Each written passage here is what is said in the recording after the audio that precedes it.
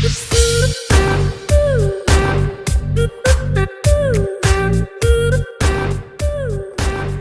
everybody, how are you? I hope all are fine and healthy. I am Pintu Share, English faculty, welcomes you again in the Success Academy official YouTube channel. तो जैसा कि बच्चों आपने grammar वाले part में modal verb जो कि आपका प्रीवियस चैप्टर था, उस मॉडल वर्ब में आपने सारे टॉपिक्स को अच्छे तरह से क्लियर कर लिया होगा, क्योंकि बीच में जो आपके लिए क्लास ऑफ था रक्षाबंधन और बकरीद के लिए, तो आई होप इन छुट्टी के दौरान आप सभी बच्चों ने मॉडल वर्ब को काफ़ी अच्छे तरीके से प्रिपरेशन कर लिया होगा। लेकिन उससे ज़्यादा प्रिपरेशन आपने वॉइस का किया होगा, बिकॉज कि वॉइस को आपका टेस्ट भी लेना बाकी है, जो कि अब जल्द ही होने वाला है। तो वॉइस में आपने तैयारी कर लिया होगा और किस तरह से किया होगा ये आपको अच्छी तरह से पता भी होगा कि क्वेश्चन को क्या पूछा जाएगा, किस तरह से पूछा जाएगा। चलिए वो तो अलग बातें हैं। तो आज के टॉपिक में आज मैं क्या पढ़ाने वाला हूँ, ये ज़रा चलते हैं टॉपिक की ओर। तो कल के क्लास में तो सिर्फ बुक का पार्ट हो पाया था, लेकिन आज से आपका दोनों पार्ट फिर से अपने शेड्यूल पर यानी अपने टाइम टेबल पर दोनों फिर से शुरू होने वाला है। तो आज आपका जो शाम का क्लास है 5 बजे वो ग्रामर का हो जाएगा, और जो शाम को 7 बजे चलता है वो बुक का हो जाएगा। तो आज से कंटिन्यूसली फिर आपको जो रूटीन था उसी रूटीन से आपको फॉलो करना है। तो चलिए ये तो बातें हो गई आपके रूटीन की। अब यहाँ से बात करते हैं हम आज के ग्रामर पोर्शन में क्या पढ़ना है इस बात की। तो ग्रामर में पिछले दिन जो पढ़ाया गया था छुट्टी के पहले, रक्षाबंधन के पहले के क्लास में, उसमें मॉडल वर्ब को आपको फिनिश कर दिया गया था। मॉडल का सारा rules, short trick, long trick सब आपको हो गया बिल्कुल फिनिश। अब यहाँ से हम बढ़ते हैं ग्रामर में एक नए चैप्टर की ओर। उस नए चैप्टर का नाम क्या है, इस नाम को आप प्रीवियस लेक्चर में सुने होंगे। मैं अक्सर अपने मुंह से ऐसा बोला होगा कि ये चीज़ आपको इस चैप्टर में पढ़ना है। तो कहीं ना कहीं ग्रामर का हर चैप्टर किसी न किसी लिंक से, किसी न किसी स्ट्रक्चर से एक दूसरे से जुड़ा हुआ है। हाँ, अंतर यही है कि according to the chapter wise सबका जो रूल्स है, सबका जो ट्रिक्स है वो अलग अलग हो जाता है। तो यहाँ पर आज कौन सा टॉपिक पढ़ना है इस बात की जानकारी मैं पहले जरा दे दूँ, उसके बाद यहाँ से शुरू किया जाएगा आज का क्लास। तो चलिए यहाँ से शुरू करते हैं आज के टॉपिक के बारे में। यह है आपका आज का टॉपिक।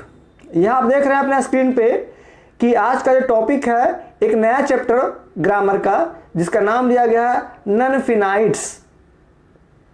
आपको याद आ रहा होगा कि सर ने नन फिनाइट्स नाम का प्रयोग जब वॉइस पढ़ाए थे तब, या मॉडल वर्ब पढ़ाए थे तब, ये दोनों चैप्टर में इसके टॉपिक बारे में बताए थे कि कुछ ऐसा भी पॉइंट्स है, कुछ खास ट्रांसलेशंस हैं जो कि आपको नन फिनाइट चैप्टर में पढ़ने होते हैं। तो चलिए, आपके इंतजार की जो घड़ियां थी वो खत्म हो गई और आपके पास यहाँ से शुरू होता है आज का नया टॉपिक, जिसका नाम है नन फिनाइट्स। ओके, तो नन फिनाइट्स चैप्टर में क्या खासियत है, क्यों पढ़ना होता है, इसके लिए जरा कुछ पहले सुन लें, समझ लें, तो मैं चैप्टर को शुरू करूं। क्योंकि मैं पहले बता दिया हूं कि बुक हो या ग्रामर हो, दोनों के विषय में स्टार्टिंग क्लास यानी इसका जो फाउंडेशन होता है, जो बेसिक क्लास होता है, इसकी जानकारी बच्चों को होना बहुत ही जरूरी होता है। It means we can say that कि what is the importance and what is the use of non finite chapter in our daily life.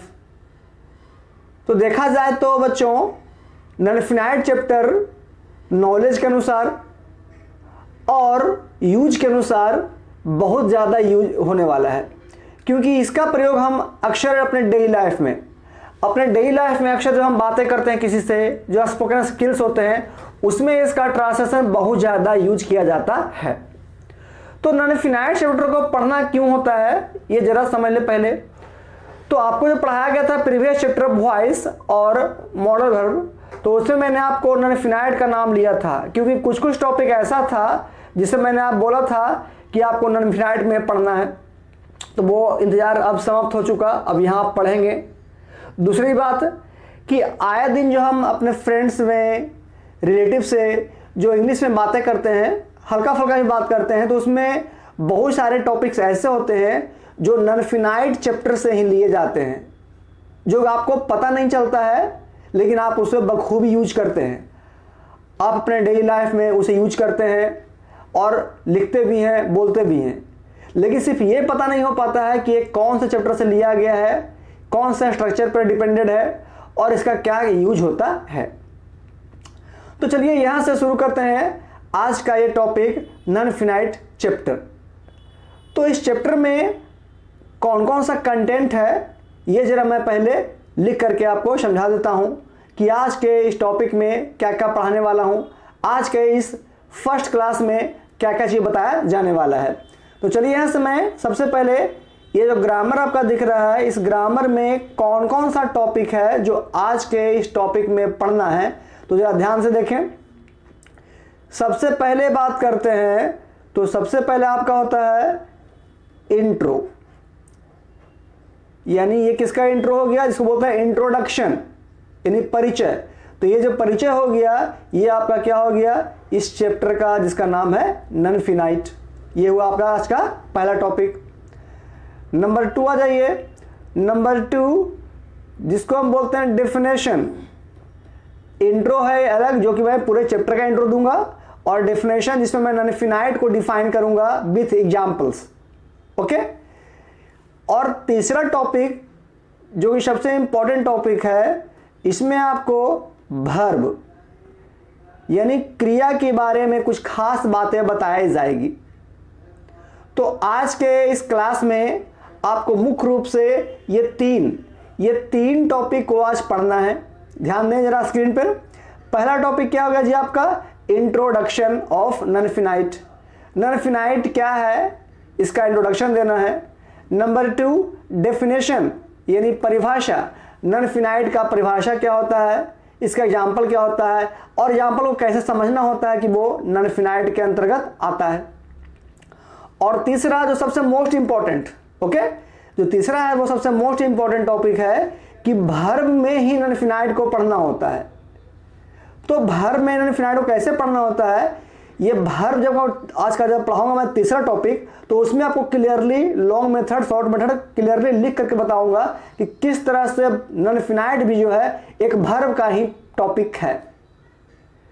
तो बच्चों इस सारी बातों की जानकारी के लिए आज के इस वीडियो के साथ आप अंत तक बने रहें, ताकि आज आपको कुछ खास और नॉलेजेबल, ठीक है, काफी इंपॉर्टेंट, काफी नॉलेजेबल जानकारी मिलने वाली है, वो आपको बेहतर तरीके से मैं आपको दे सकूं, और आप बेहतर तरीके से समझेंगे कि किस तरह से वर्ब क्रिया, जो कि एक बहुत विशाल चैप्टर, एक बहुत बड़ा चैप्टर है और काफी कनेक्टेड, एक दूसरे से जुड़ा हुआ चैप्टर है, तो किसका लिंक कहां पे है, किसका फॉर्मेशन कहां से होता है, वो सारी बातों जानकारी आज इस वीडियो के लास्ट में बताया जाएगा। तो चलिए यहां शुरू करते हैं आज का ये क्लास, और हमारे क्लास के साथ, हमारे वीडियो के साथ अंत तक बने रहें, ताकि आज इस नॉन फिनाइट चैप्टर के बारे में सारा डिटेल्स, सारा इंफॉर्मेशन आपको रूबरू हो सके। तो चलिए यहां शुरू किया जाता है आज का क्लास नॉन फिनाइट चैप्टर। सबसे पहले यहां पर आप हेडिंग देख रहे हैं क्या है जी, वर्ब। लेकिन उससे पहले आप यहां हेडिंग देख लें, आपका जो बेसिक हेडिंग है वो क्या है, नॉन फिनाइट। नॉन फिनाइट जो कि एक काफी इंपॉर्टेंट चैप्टर है। तो मैंने ही चर्चा किया आपको क्या 3 टॉपिक पढ़ाना है। तो सबसे पहला आपका क्या था, introduction class of non finite. तो चलिए पहले इंट्रोडक्शन ग्रुप में क्या है जरा समझ लीजिए, फिर मैं शुरू करता हूं अगला topic number 2 definition of non finite. तो इंट्रोडक्शन क्लास में बच्चों आप ये समझिए कि आपने पढ़ा मॉडल वर्ब प्रीवियस क्लासेस में। तो मॉडल वर्ब जो है उसका स्टार्टिंग कहां से हुआ था, तो आप क्या बोलोगे आंसर, वर्ब से, क्योंकि वर्ब के अंतर्गत ही आपको पढ़ाया गया ऑक्सिलरी वर्ब, और उसके अंतर्गत क्या पढ़ाया गया आपका मॉडल वर्ब, मार्जिनल वर्ब, ये सब पढ़ाया गया। तो मॉडल वर्ब का स्टार्टिंग कहां से हुआ, यानी सोर्स कहां से जी, तो वर्ब से है। उसी तरह से नॉन फिनाइट भी एक ऐसा चैप्टर है जिसका स्टार्टिंग आपको वर्ब से ही किया गया है, यानी वर्ब ही इसका मेन सोर्स है, किसका, नॉन फिनाइट का। It means we can say that कि verb is the main source of main verb, modal verb and non finite verb. क्योंकि नॉन फिनाइट का पूरा नाम होता है नॉन फिनाइट वर्ब्स। तो मैंने यहां वर्ब्स क्यों नहीं लिखा, आपको ये लग रहा होगा, भर्ब्स का प्रयोग यहां पर मैंने इसलिए नहीं किया क्योंकि इस चैप्टर का नाम ही है नॉन फिनाइट्स, लेकिन है किसमें पढ़ना, तो भर्ब के अंतर्गत ही पढ़ना होता है। यह है आपका इंट्रोडक्शन क्लास, किसका, नॉन फिनाइट चैप्टर का। तो यह है, this is the first topic of your today's class. तो चलिए चलते हैं जरा बैक पेज की ओर कि क्या पढ़ना था। यहां देखें, अभी मैंने आपको यहाँ पर शो किया कि सबसे पहले क्या पढ़ना जी, आपका पढ़ना इंट्रो, जो कि आपका हो गया फिनिश। कि इंट्रो में क्या पढ़ाया गया आपका, तो नॉन फिनाइट जो है एक भर्ब के ही कैटेगरी में आता है। तो भर्ब में कौन कौन सी बातें हैं ये मैं आपको यहां देखें, थर्ड ऑप्शन है ना आज का थर्ड टॉपिक, यहां मैं क्लियरली कर दूंगा। तो चलिए यहां से हम आगे बढ़ते हैं टॉपिक नंबर 2 की ओर, जो होता है डेफिनेशन। और इस डेफिनेशन में एक चीज आपको और पढ़ाया जाएगा जो कि होगा यहां पर टाइप्स, जिसे हम बोलते हैं भेद या प्रकार या काइंड्स भी कह सकते हैं। तो चलिए यहां चलते हैं नॉन फिनाइट के आज के दूसरे टॉपिक की ओर, जिसे बोलते हैं डेफिनेशन ऑफ नॉन फिनाइट या टाइप्स ऑफ नॉन फिनाइट। तो यहां से मेनली क्लास होता है आपका आज का शुरू। ओके, चलिए ध्यान देंगे। यहां देखें कि स्क्रीन पे आपको सबसे ऊपर जो दिख रहा है रेड कलर से दिख रहा है, लिखा हुआ क्या जी, हेडिंग भर्ब। तो आपके मन में लग रहा होगा कि सर आप पढ़ाना शुरू किए नॉन फिनाइट, अब फिर आप घुस गए भर्ब में। तो मेरे प्यारे वो स्टूडेंट्स, आप ये ध्यान दें कि मैं आपको पहले बता चुका हूं कि आपको ग्रामर का वो हर नॉलेज, वो हर छोटा छोटा पॉइंट, हर छोटा छोटा ट्रिक मैं आपको स्टेप बाय स्टेप बताऊंगा, ताकि आपको किसी तरह का परेशानी या प्रॉब्लम, दिक्कत ना हो। इट मीन्स मेरा कहने का अर्थ ये हो गया कि जिस तरह से मॉडल भर्ब जब पढ़ाया मैंने प्रीवियस क्लासेस में, तो मॉडल कहाँ से शुरू हुआ, उसका क्या सोर्स है, क्या रूट है, वो मैं आपको क्लियरली समझाया। उसी तरह से मैं भी यहाँ पर आपको ऊपर ऊपर नहीं, बल्कि एक सॉलिड कॉन्सेप्ट देना चाहता हूँ नॉन फिनाइट का, ताकि आप इस चैप्टर को इतना अच्छा तरीके से पढ़ लें कि इसमें आने वाला जो अच्छा और इम्पॉर्टेंट ट्रांसलेशन है, जो स्ट्रक्चर्स हैं, वो आपको अभी से ही स्ट्रांग होना शुरू हो जाए। तो ये कब शुरू होगा स्ट्रांग होना, जब आपका बेसिक, इस चैप्टर का बेसिक जब कंप्लीट रहेगा तब। तो इस बेसिक चैप्टर का जो बेसिक पार्ट है वो स्टार्टिंग कहाँ से होता है, तो भर्ब से। इसी कारण मैंने यहाँ पर जो स्टार्टिंग हेडिंग दिया है वो भर्ब दिया है, ना कि नॉन फिनाइट भर्ब, क्योंकि नॉन फिनाइट भी भर्ब का ही परिवार का एक छोटा सदस्य है, जो आगे चल करके अलग अलग पार्ट में डिवाइड कर दिया जाता है। तो चलिए यहां देखते हैं सबसे पहले हम किसको, एक भर्ब की ओर। यहां पर आपका हेडिंग हो गया भर्ब यानी क्रिया। तो भर्ब का डेफिनेशन क्या है वो आपको मैं प्रीवियस क्लासेस मॉडल भर्ब के फर्स्ट लेक्चर में आपको क्लियरली बता दिया गया था।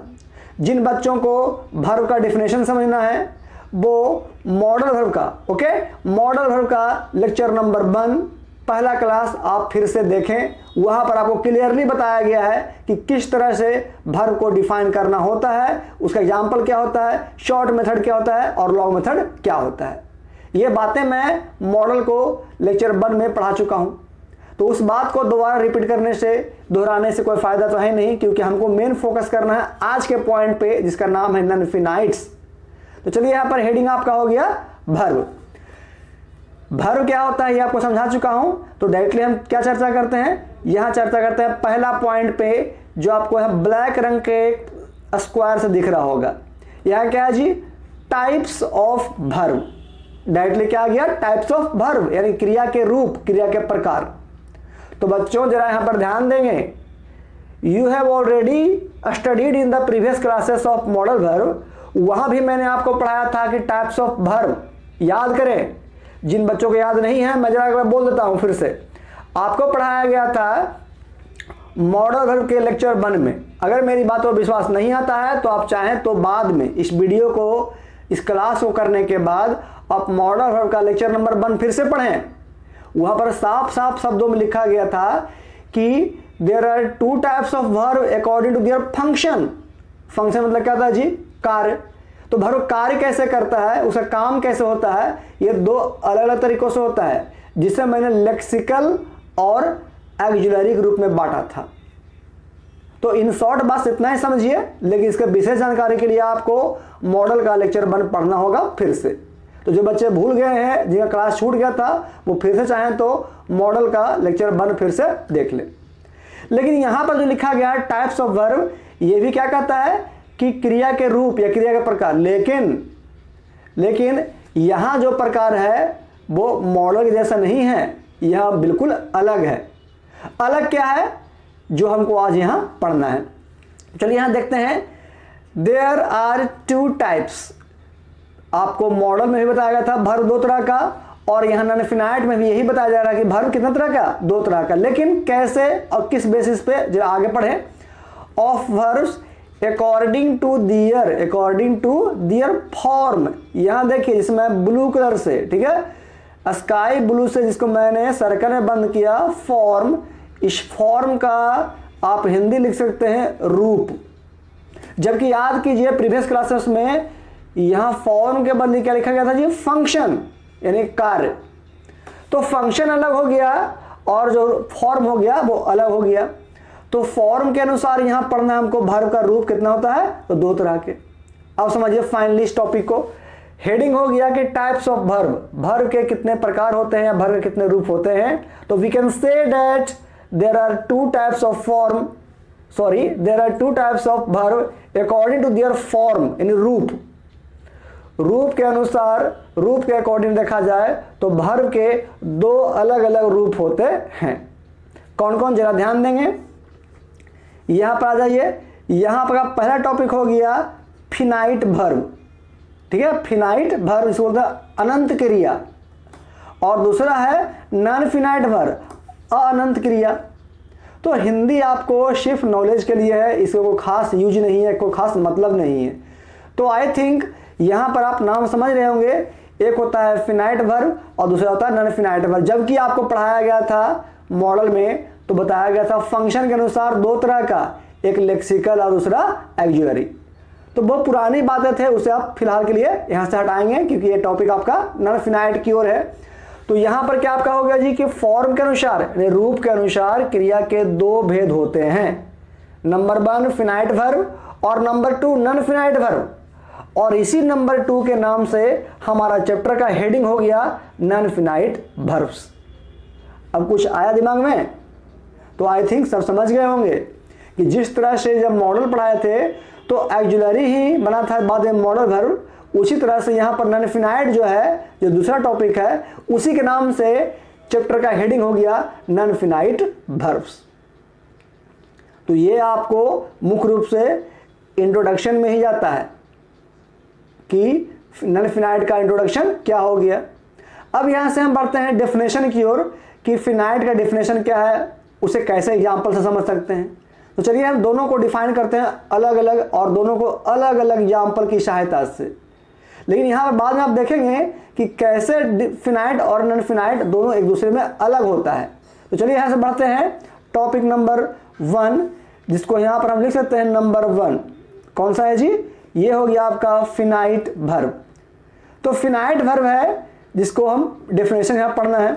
उससे पहले चलिए मैं जरा पेन का जो कलर है मैं चेंज कर देता हूँ, थोड़ा सा वेट करेंगे।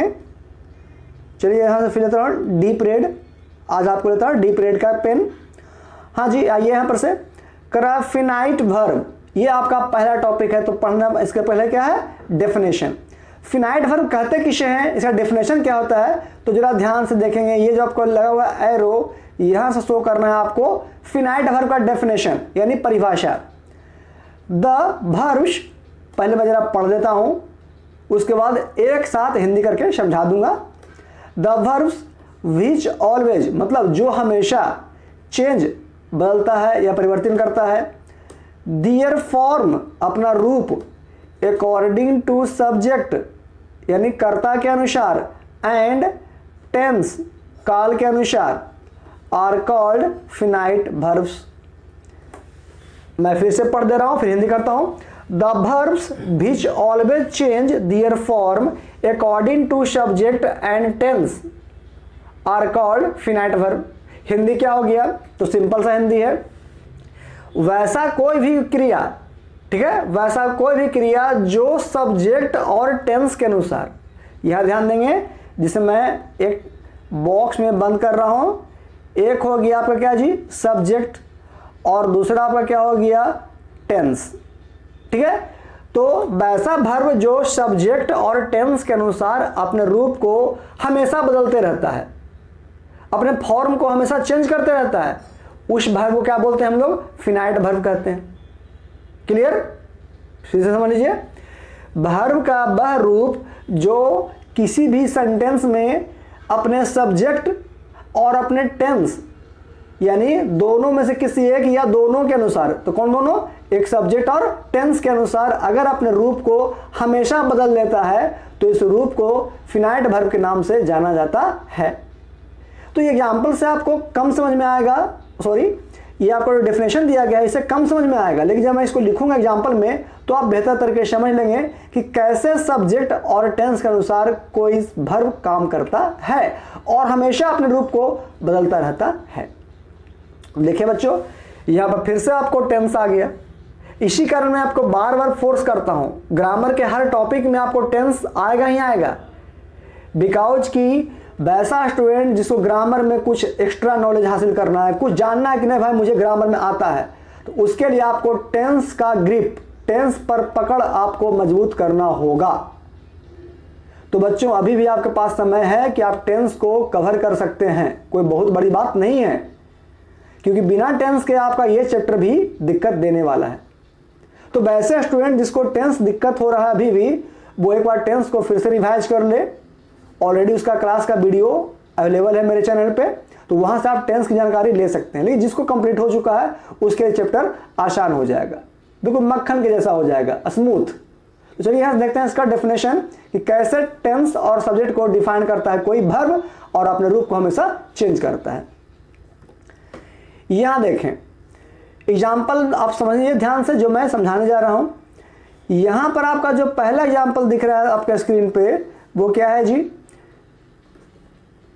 I want to write, Hindi क्या हो गया, मैं लिखना चाहता हूं।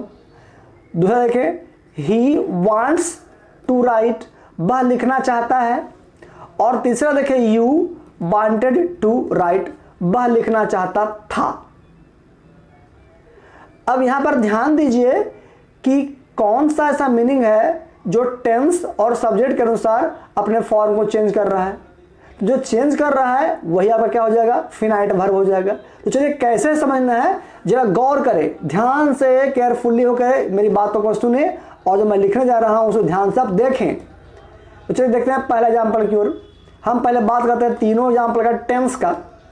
तो चलिए पहला जो एग्जाम्पल है वो बताइए जी किसका है, तो आप क्या बताइएगा कि प्रेजेंट का है।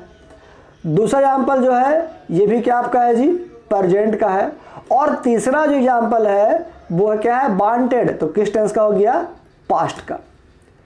तो अभी मैं चर्चा करने वाला हूं कि वैसा कोई वर्ब जो टेंस और सब्जेक्ट दोनों में से किसी एक या दोनों के अनुसार अपने रूप को चेंज करता है। इसी कारण मैं यहां पर टेंस को शो कर रहा हूं। तो टेंस पर आपको ध्यान देना होगा, क्योंकि बिना टेंस के नॉन फिनाइट चैप्टर को नहीं पढ़ सकते हैं आप। तो ध्यान से पढ़ना है, कुछ सीखना है इस चैप्टर में कि हाँ पिंटू सर आपको कुछ सिखाएं, कुछ बताएं, कुछ जानकारी चाहिए इस चैप्टर के लिए, तो आपको टेंस की जानकारी पहले से होनी चाहिए। तो चलिए यहां देखते हैं, पहला एग्जांपल प्रेजेंट, दूसरा भी प्रेजेंट और तीसरा हो गया क्या, पास्ट। लेकिन मैंने क्या पढ़ा है अभी कि आपको टेंस के साथ साथ आपको सब्जेक्ट पर भी ध्यान देना होता है। तो मैं टेंस में पढ़ा चुका था कि आपका सब्जेक्ट होता है दो अलग तरीके का, एक सिंगुलर एक प्लूरल, जो कि तीन अलग अलग person, first person, second person, third person का हो सकता है। तो प्रत्येक पर्सन में दो तरह के होते हैं, फर्स्ट का फर्स्ट का क्या होता है जी, सिंगुलर प्लूरल, सेकंड का सिंगुलर प्लूरल और थर्ड का भी सिंगुलर प्लूरल। इस पॉइंट की जानकारी मैं आपको मुख्य रूप से नरेशन पढ़ाऊंगा तो दूंगा, लेकिन फिलहाल इस बात की जानकारी आपको पहले से होनी चाहिए क्योंकि बेसिक चीज है, कॉमन चीज है। चलिए अब यहां बात करते हैं एग्जाम्पल 1 में पहला जो दिया गया आई, जिसे मैं डीप रेड से अंडरलाइन कर दिया, दूसरा में ही, इसको भी अंडरलाइन कर दिया, और तीसरा में यू। तो देखें आई जो आपका हो गया ये क्या है जी, ये आपका फर्स्ट का है सिंगुलर। ही की बात करते हैं तो ही जो आपका देख रहे हैं यहां पर मैं शो कर देता हूं, यहां पर है थर्ड और थर्ड का किसका है, एस, एस फॉर सिंगुलर। और यहाँ आइए यू, यू क्या है जी, यू आपका सेकंड पर्सन का है जो कि सिंगुलर और प्लुरल दोनों होता है। तो यहाँ पर सिंगुलर या प्लुरल दोनों में से कौन है, तो सिंगुलर ही बेहतर आपका ऑप्शन आएगा। तो अब देखिए जरा एग्जाम्पल नंबर 1 और 2 पर गौर करें ध्यान से, सिर्फ पहला दूसरा पर, तीसरा फिलहाल छोड़ दें, पहला दूसरा पाइए। पहला में प्रेजेंट शो करता है और दूसरा भी प्रेजेंट शो करता है। तो जब दोनों का टेंस सेम है तो दोनों में से या तो हमको बांट होना चाहिए दोनों एग्जाम्पल में, या फिर दोनों में बांट होना चाहिए। क्या मैं गलत बोल रहा हूं? नहीं, बिकॉज कि अगर आप टेंस को देखते हो, सिर्फ टेंस को, सब्जेक्ट को नहीं, सिर्फ टेंस को, आप टेंस को देखते हैं तो दोनों में आई के साथ बांट है तो ही के साथ बांट लगना चाहिए। और नहीं तो दूसरा ऑप्शन, अगर ही के साथ बांट्स है तो आई के साथ बांट्स लगना चाहिए। लेकिन क्या ऐसा लगा? नहीं लगा। क्यों?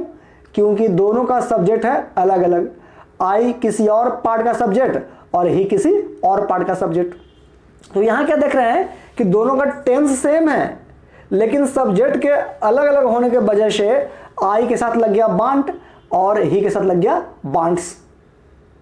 जबकि देखिए एग्जाम्पल नंबर 3 में, यहां पर थर्ड की बात करते हैं, ये किस टेंस का है जी, तो ये आपका पास्ट का है और यहाँ क्या है, सब्जेक्ट भी चेंज है।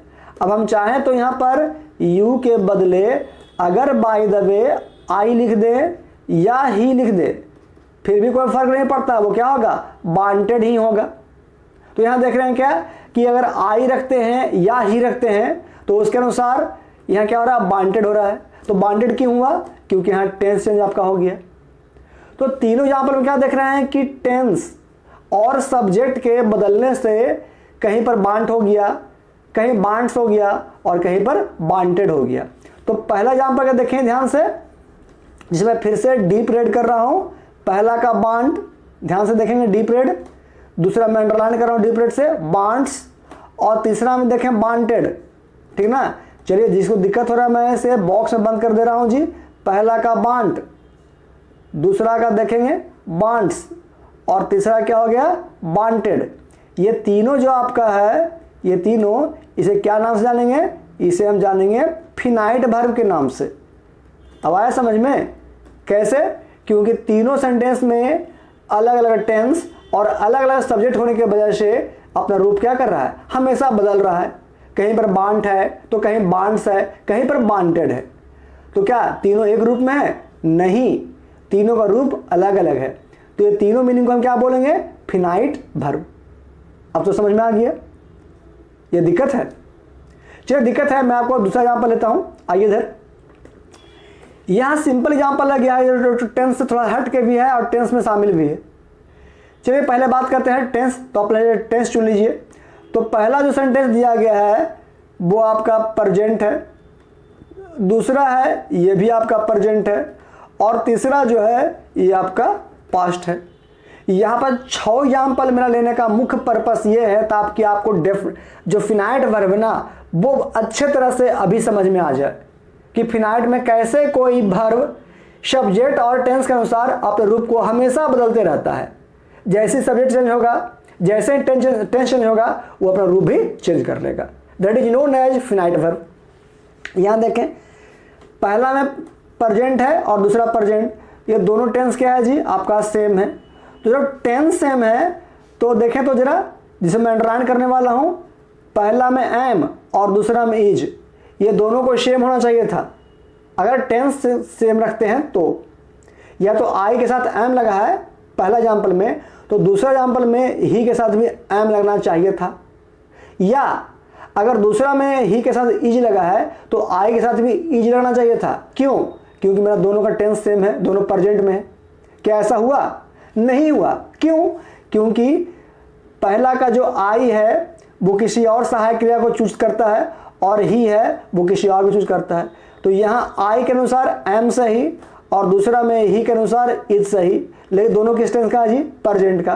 तो यहाँ क्या देखते हैं कि प्रेजेंट का टेंस सेम है लेकिन सब्जेक्ट अलग अलग होने की वजह से एक एम लग गया, एक इज लग गया। तो यहाँ देखते हैं क्या है, एम और इज, जिसे मैंने 2 लाइन से यहाँ पर अंडरलाइन कर दिया। ठीक है। और तीसरा हम देखें कि पास्ट टेंस का है तो यू है, तो यू के साथ यहाँ क्या लग गया, बेयर। अगर हम यहाँ पर सपोज दैट आई लिखते तो आई के साथ क्या लगता आपका, बाज। अगर यहाँ पर ही लिखते तो भी क्या लगता आपका, बाज। तो यहाँ देख रहे हैं क्या कि यहाँ दोनों सेम आता आपका, आता ना सेम। क्यों? क्योंकि यहाँ पर आई और ही एक ही कैटेगरी का है और टेंस भी सेम है। तो क्या होता है कि टेंस और सब्जेक्ट अलग अलग होने पर, इसी कारण मैंने यहाँ क्या लिया, यू को लिया। तो यू से क्या लगता है जी, बेयर। तो यहाँ पहला में एम, दूसरा में इज और तीसरा में बेयर, ये तीनों जो है उसे किस नाम से जानेंगे हम, इसे हम जानेंगे तो फिनाइट वर्ब के नाम से। अब आपको क्लियर हो गया होगा कि कैसे कोई सेंटेंस में टेंस और सब्जेक्ट के अनुसार अपने रूप को जो चेंज करता है, हमेशा बदलते रहता है, उसे फिनाइट वर्ब के नाम से जाना जाता है। तो ये मैं समझ जाता था आपको फिनाइट वर्ब को 6 अलग अलग एग्जाम्पल को दे करके। अगर इतना में भी आपको दिक्कत है तो चलिए मैं चाहता हूं आपको एक नोट मिलेगा कि जो आपका शॉर्ट ट्रिक काम करेगा। तो शॉर्ट ट्रिक क्या है जरा फिनाइट का समझे, यहाँ पर ध्यान देंगे। तो यहां जो बताया गया आपका 6 एग्जाम्पल वो आपका लॉन्ग मेथड था। तो जिसको लॉन्ग मेथड समझ में आ गया होगा वो शॉर्ट को और आसान तरीके से और अच्छे से समझ सकते हैं। वो कैसे, जरा ध्यान दें। इस बॉक्स में आप देख रहे हैं क्या लिखा हुआ जी, नोट। इस नोट को आप चाहें तो ट्रिक्स के नाम से भी जान सकते हैं। इस ट्रिक्स में करना क्या है जरा ध्यान दें। आपको 2 अलग अलग बातें, एक हो गया आपका सब्जेक्ट और दूसरा पॉइंट आपको हो गया टेंस। सब्जेक्ट में आपको 3 तरह का सब्जेक्ट हो सकता है, वो तीनों क्या है मैं आपको जरा लिख देता हूं। और टेंस में भी आपको पढ़ा चुका हूं कि टेंस कितने तरह का होते हैं जी, तो 3 तरह के होते हैं, आपको ये बखूबी याद होगा। तो सब्जेक्ट में सबसे पहले बात करते हैं तो आपका हो गया यहां पर कौन सा पर्सन, फर्स्ट पर्सन का सब्जेक्ट, दूसरा सेकंड पर्सन का सब्जेक्ट और तीसरा थर्ड का सब्जेक्ट। अब हम फर्स्ट को बांटते हैं 2 पार्ट में। तो एक होता है S for singular and P for plural. Singular और प्लूरल मतलब एक वचन और बहुवचन। उसी तरह से सेकंड का एस और पी मतलब सिंगुलर और प्लूरल। उसी तरह से अगर हम बात करते हैं तो थर्ड का भी 2 पार्ट, एक एस और एक पी मतलब सिंगुलर और प्लूरल। ये चीज भी आपको पढ़ाया जाएगा नरेशन में। इस पॉइंट को आप याद रखेंगे। इस टॉपिक को मैं फिर से चर्चा करूंगा नरेशन में, लेकिन और डिटेल्स में। यहां फिलहाल शॉर्ट में बता रहा हूं आपको कि प्रत्येक सब्जेक्ट के 3 तरह से होते हैं। फर्स्ट पर्सन का सिंगुलर प्लूरल, सेकंड का सिंगुलर प्लूरल और थर्ड पर्सन का भी सिंगुलर प्लूरल होता है। ये सारी बातों को आपको इनफिनाइट चैप्टर में ध्यान देना होगा कि वो कौन से सब्जेक्ट का सिंगुलर है या प्लूरल है। आइए टेंस की ओर। तो टेंस में पहला पढ़ा मैं चुका हूं आपको, प्रेजेंट होता है, दूसरा पास्ट होता है और तीसरा फ्यूचर होता है। यानी कहने का मतलब ये हो गया कि फर्स्ट पर्सन का सिंगुलर प्लूरल डिपेंड करेगा प्रेजेंट पास्ट फ्यूचर पे।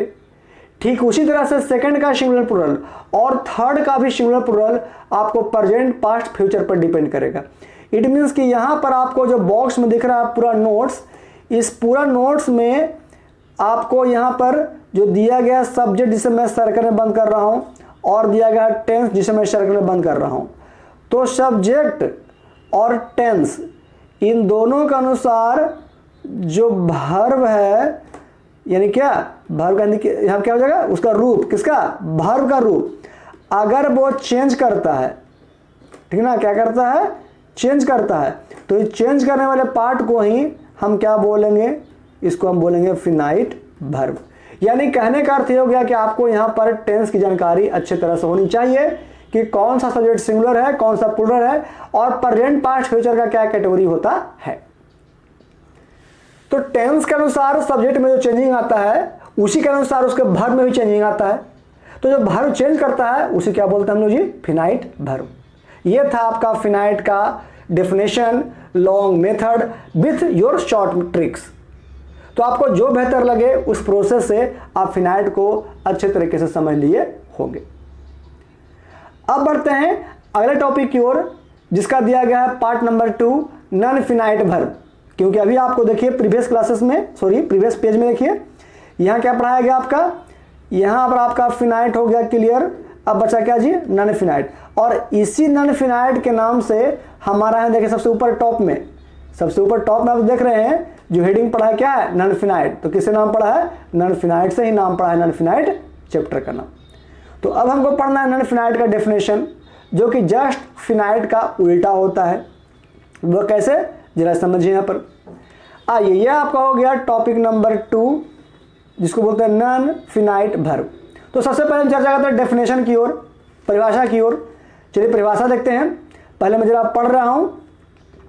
द वर्ब्स यानी वैसा क्रिया, विच नेवर कभी नहीं, ध्यान देंगे पिछले पार्ट में आपको लिखाया गया था ऑलवेज, देख लीजिए, आपको विश्वास नहीं है तो चलिए मैं फिर से ले चलता हूँ बैक पेज की ओर।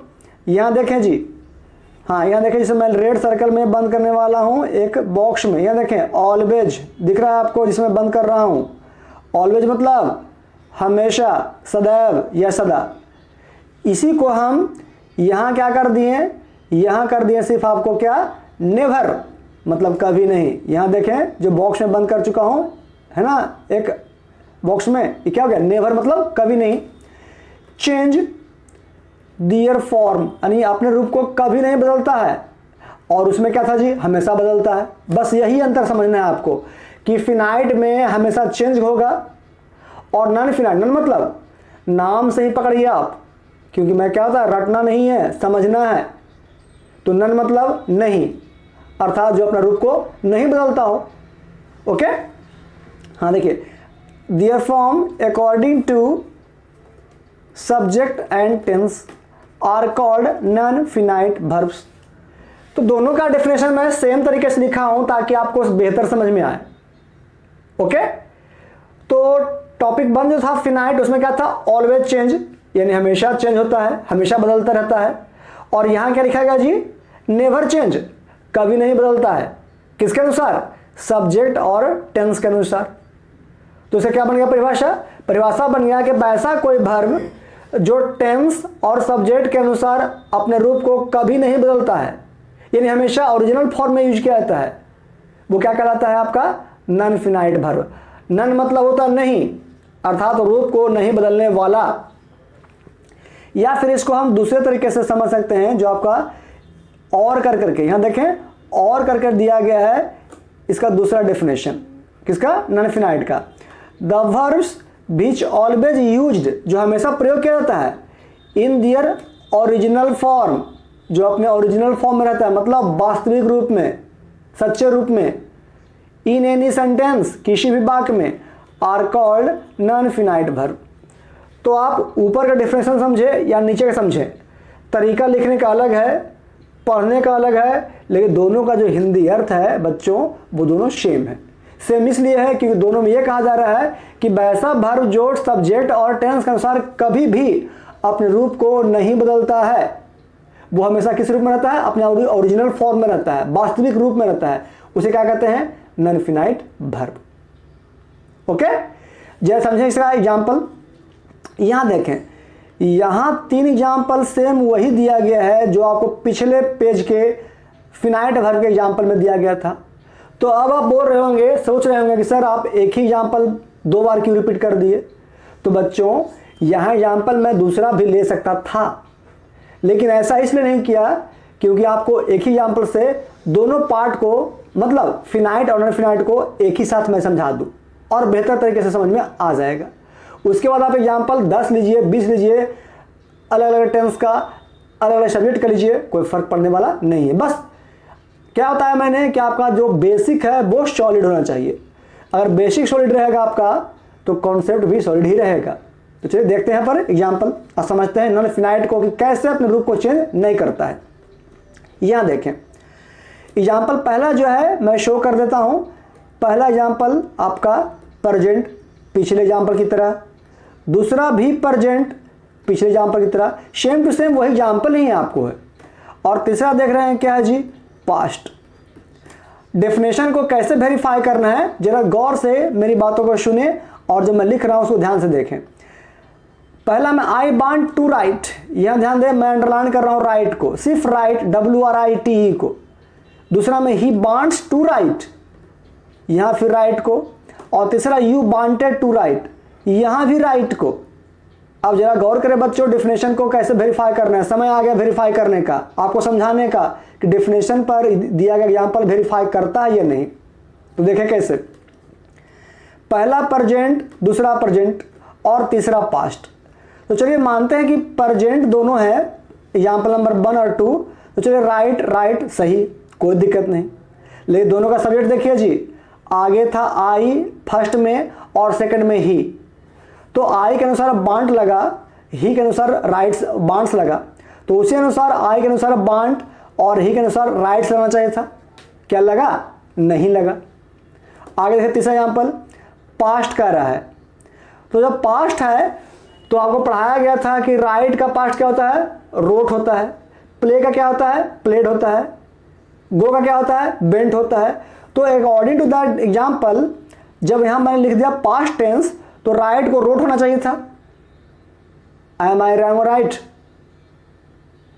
आई एम एब्सोल्युटली राइट, बिकॉज की टेंस के अनुसार यहां पर हमको नहीं देखना है, हमको यह देखना है कि वो रूप चेंज करता है या नहीं करता है। तो यहां देख रहे हैं क्या कि पहला में प्रेजेंट दोनों था, तो चलिए राइट सही हो सकता है। लेकिन जो तीसरा एग्जाम्पल है आपका पास्ट का है, तो ये राइट नहीं बल्कि रोट होना चाहिए था। क्या रोट हुआ? नहीं हुआ।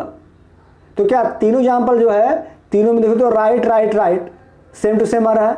क्या राइट अपना फॉर्म चेंज किया? नहीं किया। ये किसके अनुसार हो गया? टेंस के अनुसार। अब जरा देखिए सब्जेक्ट के अनुसार, तो पहला में देखिए क्या है जी, पहला में आई है अलग सब्जेक्ट, दूसरा में ही है अलग सब्जेक्ट, और तीसरा में यू है अलग सब्जेक्ट। तो यहाँ पर सब्जेक्ट चेंज है, फिर भी क्या आ रहा है? तीनों में राइट ही आ रहा है। तो यहाँ पर क्या निकला निष्कर्ष? निष्कर्ष ये निकला कि टेंस अलग अलग है और सब्जेक्ट भी अलग अलग है, फिर भी राइट WRIT ही रहा है, यानी V1 फॉर्म में, जिसको क्या बोलते हैं? Original form. क्या कहीं पर चेंज किया अपना रूप? नहीं किया, चेंज किया। तो क्या कहला गया? Non finite verb. यानी कहने का अर्थ ये हो गया कि पहला का राइट, दूसरा का राइट और तीसरा का राइट, ये तीनों जो पार्ट है वो आपका क्या कहलाता है जी?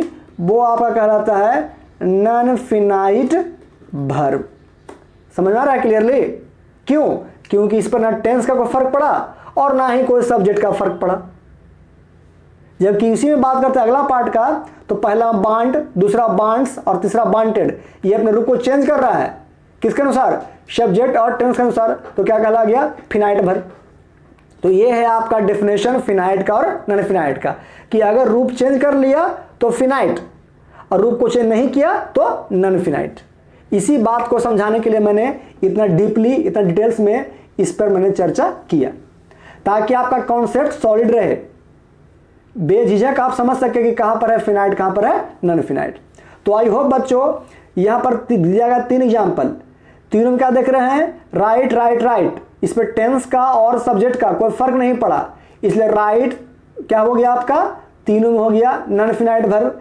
जबकि बांट, बांट्स, बांटेड आपका क्या हो गया? फिनाइट वर्ब, क्योंकि उसने अपने रूप को चेंज कर लिया। तो ये था आपका टॉपिक नंबर 2, इसको क्या बोलते हैं? फिनाइट और नॉन फिनाइट। अब जरा हम चलते हैं अगले पेज की ओर, जहां पर आपको नॉन फिनाइट को एक शॉर्ट फॉर्म में समझना है। तो कैसे समझना है, इसे ध्यान दें, गौर करें। नॉन फिनाइट को समझने के लिए मैंने आप लोगों के लिए एक छोटा सा ट्रिक्स तैयार किया है, जो ओनली फॉर माय स्टूडेंट्स। इस ट्रिक को आप नोट कहें या ट्रिक कहें, बात एक ही है। ये ट्रिक आपका है क्या? जो ध्यान दें, गौर करें। अभी आपको लिखा गया प्रेजेंट, फिर लिखा गया पास्ट और उसके बाद फ्यूचर।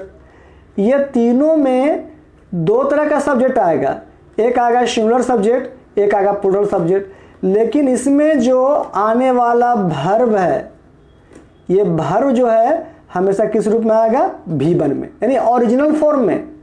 तो इस फॉर्म को ही हम क्या बोलेंगे जी? इस फॉर्म को ही हम बोलेंगे नॉन फिनाइट वर्ब।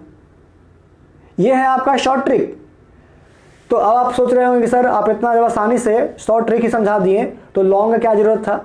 तो बच्चों लॉन्ग का जरूरत इसलिए था ताकि आपका जो नॉलेज है वो डीपली हो सके और बेझिझक कहीं पर बिना परेशानी के समझ सके। तो शॉर्ट मेथड आपको तब आसानी से समझ में आता होगा जब आप लॉन्ग को बेहतर समझ लिए होंगे। इसी कारण मैं पहले लॉन्ग मेथड पढ़ाता हूं, उसके बाद शॉर्ट ट्रिक्स पढ़ाता हूं, ताकि आपको बेहतर तरीके से समझ में आ सके। ये हुआ पहला प्रोसेस शॉर्ट ट्रिक का। आप चाहें तो इसको दूसरे प्रोसेस से समझ सकते हैं। एक सेकंड प्रोसेस शॉर्ट ट्रिक का ही। चलिए मैं आपको एक बताता हूं शॉर्ट ट्रिक, जो क्या होता है जी, 2 + v1। कुछ याद आया? 2 + v1 का मतलब होता है इन्फिनेटिव, जिसकी जानकारी, जिसकी चर्चा मैं टेंस और मॉडल भर में कर चुका हूं। जैसे अगर लिखना एग्जाम्पल टू गो तो 2 + गो, या टू ईट तो 2 + ईट। यह क्या आपका हो गया? इन्फिनेटिव। तो जरा गौर करें पिछले पेज पे, यहां देखें तो तीनों एग्जाम्पल में क्या है जी, टू राइट, दूसरा में टू राइट और तीसरा में टू राइट। कौन सा फॉर्म आ गया? इन्फिनेटिव फॉर्म आ गया। तो बच्चों जरा गौर करें, infinitive is always written as 2 + v1, ना कि v2, v3, v4 और v5। तो आप कहीं ना कहीं देख रहे हैं कि इन्फिनेटिव है एक बहुत बड़ा टॉपिक है जो आपको किसी फॉर्म को चेंज होने नहीं देता है। तो यह था आपका नॉन फिनाइट का एक शॉर्ट ट्रिक, जो कि आज के इस क्लास का टॉपिक नंबर 2 था। अब बच गया इस क्लास का एक छोटा सा टॉपिक, टॉपिक नंबर 3, जिसमें आपको कुछ खास जानकारी देना है वर्ब के बारे में। क्योंकि इस वर्ब को आप समझ लीजिएगा तो आपको यह समझ में आ जाएगा कि नॉन फिनाइट किस तरह से वर्ब के परिवार का ही एक छोटा सा सदस्य है, एक छोटा सा कैटेगरी है। तो चलिए मैं ले चलता हूं जरा आपको फर्स्ट पेज की ओर। पहले कि फर्स्ट पेज में आपको जो पढ़ाया गया वो क्या पढ़ाया गया और टॉपिक में क्या पढ़ना था। जो बच्चे लेट से क्लास ज्वाइन किए हैं वो जरा एक बार फिर से देख लें। चलिए यह था आपका फर्स्ट पेज। आपका फर्स्ट पेज में था इंट्रो, जो मैंने पढ़ा दिया। दूसरा टॉपिक था डेफिनेशन या टाइप, ये भी क्लियर कर दिया। अब आइए यहाँ पर तीसरा टॉपिक जो दिया गया वर्ब, क्योंकि वर्ब का ही सदस्य हम पढ़ रहे हैं यहाँ पर नॉन फिनाइट वर्ब। तो अब पढ़ाना है आपको एक लास्ट टॉपिक वर्ब, और इसी टॉपिक के लिए आपको मैंने खास बोला था शुरू में कि जिन बच्चों को आज का वीडियो पूरा सीखना है, पूरा क्लास को जानकारी लेना है, तो आज के लास्ट टॉपिक जिसको क्या बोलते हैं वर्ब, उसे समझना बेहद जरूरी है। तो चलिए यहाँ पर से एक लास्ट टॉपिक जो नोट नंबर 2 के अंतर्गत आता है, जिसको हेडिंग हम दे सकते हैं यहाँ पर क्या, वर्ब। इस वर्ब के ट्रिक के अनुसार आप समझेंगे कि कैसे वर्ब में ही एक बहुत बड़ा चैप्टर समाया हुआ है, एक बहुत बड़ा चैप्टर जुड़ा हुआ है। चलिए कैसे, जरा ध्यान दें। यहां मैं हेडिंग दे रहा हूं वर्ब। इस पॉइंट को ध्यान से देखेंगे, मेरी बातों को ध्यान से सुनेंगे, क्योंकि मैं बहुत ज़्यादा इंपॉर्टेंट और बहुत ज़्यादा नॉलेजेबल बातें बताने वाला हूं, जो आपको ज्ञान को, आपके बुद्धि को, आपके वर्ब के नॉलेज को बहुत ज़्यादा स्ट्रॉन्ग करने वाला है। तो बच्चों वर्ब में 3 अलग अलग कैटेगरी होता है।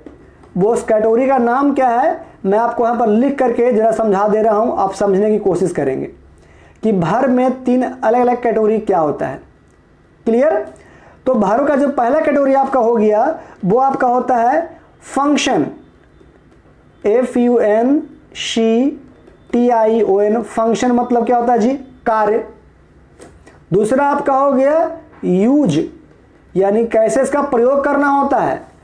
और तीसरा आपका हो गया फॉर्म, यानी वर्ब के कितने रूप होते हैं। तो बच्चों वर्ब जो है एक बहुत पेचीदा, एक क्रिटिकल और काफी बड़ा चैप्टर है, जो मुख्य रूप से आपको कंपटीशन एग्जाम में पढ़ना होता है। और बेसिक नॉलेज में आप क्लास 4, 5 से लेकर के 10th तक, और अभी फिलहाल 11, 12th में आप वर्ब के छोटे छोटे रूप्स को पढ़ते हैं। तो छोटा छोटा यूज होता है वर्ब का, वो कहीं न कहीं एक बड़े फॉर्म का रूप होता है। जैसे कहते हैं ना कि एक बड़ा धमाका जब होता है तो उसका जो प्रभाव होता है छोटे छोटे शहरों में, छोटे छोटे घरों पर ही पड़ता है। वही बात यहाँ है कि वर्ब एक विशाल चैप्टर है, एक काफ़ी उलझा हुआ चैप्टर है। उसी में से मैं छोटे छोटे पॉइंट को निकाल के आपको यहाँ पर समझाने की कोशिश करता हूँ कि कैसे वर्ब एक विशाल चैप्टर का रूप धारण करता है। कब? जब कंपटीशन पढ़ेंगे तब। हालांकि मैं फिलहाल तो अभी आपको 11, 12 के बच्चों को पढ़ा रहा हूँ, मेरा कंपटीशन बैच चलता है, तो कंपटीशन बैच में मैं आपको जानकारी दूंगा क्लियरली, लेकिन फिलहाल अभी आपको 11, 12 के बेसिस के अनुसार ले चलता हूँ। तो जो बच्चे मेरे यहाँ कंपटीशन बैच में पढ़ते हैं, उस कंपटीशन बैच में मैं इसके बारे में, वर्ब्स के बारे में पूरी जानकारी देता हूँ, लेकिन फिलहाल आपको यहाँ शॉर्ट तरीके से काम चल जाएगा। तो देखिए यहाँ पर कि किसी वर्ब को 3 अलग अलग तरीके से डिवाइड कर सकते हैं। एक हो गया फंक्शन, यानी इसके कार्य के अनुसार कि कैसे कोई वर्ब काम करता है। नंबर 2 यूज, कि वर्ब का प्रयोग कौन कौन तरीके से और किस किस तरीके से कहाँ कहाँ किया जा सकता है। और तीसरा होता है फॉर्म, मतलब रूप, कि वर्ब के कौन कौन से रूपों का अलग अलग तरीके से प्रयोग किया जाता है। तो वर्ब को मुख्यतः 3 अलग अलग पार्टों में बांटा गया है, जिसमें पहला हो गया फंक्शन, दूसरा हो गया यूज और तीसरा हो गया फॉर्म। अब बात करते हैं फंक्शन का। तो फंक्शन को 2 अलग अलग तरीकों से बांटा गया है, सिर्फ फंक्शन। ओके, तो फंक्शन में वो 2 तरीका कौन सा है, जरा ध्यान दें। तो पहला आपका हो गया बच्चों, यहां पर मैं लिख दे रहा हूं, पहला आपका हो गया लेक्सिकल। आपको याद आया, ये चीज मैं आपको प्रीवियस क्लास मॉडल भर में पढ़ा चुका हूं। और दूसरा जो होता है एक्जुलरी, AUXI, शॉर्ट में लिख देता हूं क्योंकि स्पेस थोड़ा कम है। क्या हो गया, एक्जुलरी वर्ब। आइए नंबर 2 यूज। यूज के अनुसार, जिसको मैं आपको पूछा करता था पहले, तो बहुत से बच्चों ने जवाब दिया था कि एक होता है कौन, एक होता है ट्रांजिटिव वर्ब, एक होता है इंट्रांजिटिव वर्ब, यानी सकर्मक क्रिया और अकर्मक क्रिया। तो चलिए यहां पर मैं लिख देता हूं शॉर्ट में TV। तो T for transitive, V for verb, और दूसरा क्या होगा जी, ITV, मतलब इंट्रांजिटिव वर्ब। अब आइए फॉर्म में। तो फॉर्म के अनुसार आपका 2 तरह का होता है। तो कौन कौन, तो फॉर्म में अभी तुरंत आपको पढ़ाया गया, पहला होता है फिनाइट और दूसरा क्या होता है जी, दूसरा होता है आपका non finite verb. This is the strongest and solid tricks for your verb. Verb के बारे में जो जानकारी है वो इससे आसान तरीके से आपको कहीं और पढ़ने को, कहीं और सीखने को या कहीं और देखने को नहीं मिलेगा। So believe me, I trick and use my trick in every exam, only for the competition exam, कि किसी भी वर्ब को 3 अलग अलग तरीके से यूज करते हैं। पहला फंक्शन, तो फंक्शन में 2 तरीके से बढ़ जाता है, कौन कौन, तो लेक्सिकल और एक्जुलरी। आप याद कीजिए कि मॉडल का लेक्चर नंबर 2, जहां पर आपको यही चीज पढ़ाया गया था। जिन बच्चों भूल चुके हैं, जो बच्चे याद नहीं किए हैं, वो फिर से पुराने वीडियो मॉडल वर्ब का लेक्चर नंबर 2 को पढ़ें। वहां आपको यही चीज लिखा रहेगा कि फंक्शन के अनुसार वर्ब को 2 अलग अलग पार्ट में बांटते हैं, कौन कौन, एक लेक्सिकल, एक एक्जुलरी। और एक्जुलरी में ही आपको पढ़ाया गया था मॉडल वर्ब। अब आइए यहां पर यूज के अनुसार देखिए वर्ब का दूसरा फॉर्म जो क्या है जी, लिखा गया शॉर्ट में TV, मतलब ट्रांजिटिव वर्ब यानी सकर्मक क्रिया, और ITV इंट्रांजिटिव वर्ब मतलब अकर्मक क्रिया। ये दोनों का प्रयोग आपको इस चैप्टर में पढ़ना है। किस रूप में, ट्रांसलेशन के रूप में, ट्रांजिटिव और इंट्रांजिटिव, मतलब सकर्मक और अकर्मक। और एक लास्ट आ गया फॉर्म। फॉर्म में 2 तरह से बट गया है, कौन कौन, एक फिनाइट वर्ब और दूसरा कौन है, नॉन फिनाइट वर्ब। यानी कहने का मतलब ये तीनों पार्ट आपका क्या हो गया, वर्ब का ही पार्ट है। तो बच्चों ये होता है शॉर्ट ट्रिक किसका, वर्ब का। तो ये है आज का आपका लेक्चर का एक सबसे इंपॉर्टेंट पार्ट, वर्ब के 3 अलग अलग रूप्स, जिसको आपको फंक्शन, यूज और फॉर्म के अनुसार अलग अलग पार्ट में बांटा गया है। तो आई थिंक सबसे आपको इंपॉर्टेंट ये नोट लगा होगा कि कैसे इस नोट्स में वर्ब को 3 अलग अलग तरीकों से बांटा गया है और तीनों का यूज अलग अलग चैप्टर्स में किया गया है। और यही सारे चैप्टर्स को जब मिलता है तो वर्ब का एक अलग फॉर्म बनता है जो कंपटीशन में पढ़ना होता है। तो बच्चों ये था आज का आपका क्लास का सबसे इंपॉर्टेंट टॉपिक। कल के क्लास में आपको कुछ और इंपॉर्टेंट होने वाला है, कुछ खास जानकारी देने वाला हूं, लेकिन वो तो कल की बातें हैं। तो चलिए आज का इस टॉपिक में बस इतना ही। उसके बाद यहां पर चर्चा करता हूं कि कैसे इसको समझना है। तो क्या करें कि इस टॉपिक को समझने के लिए क्लास खत्म होने के बाद इस वीडियो को आप दोबारा देखें, ताकि आपको यह क्लियर हो जाए कि कौन सा डेफिनेशन क्या कहता है, किसका एग्जाम्पल क्या है। और सबसे लास्ट में जो दिया गया है ये नोट नंबर 2 जो वर्ब को अलग अलग कैटेगरी में डिफाइन करता है, उसे जरूर देखें, जरूर समझें। तो बच्चों ये था आज का आपका डिफिनाइट वर्ब का, नॉन डिफिनाइट वर्ब का एक बेसिक क्लास। तो चलिए बच्चों, अगर आज का वीडियो, आज का क्लास आपको पसंद पड़ा होगा तो आज के इस वीडियो को जरा लाइक कर दें, शेयर कर दें, और इसी तरह से कंटिन्यू नए नए जानकारी के लिए हमारे प्रत्येक वीडियो के साथ बने रहें। जब तक के लिए that's all, thank you and best of luck.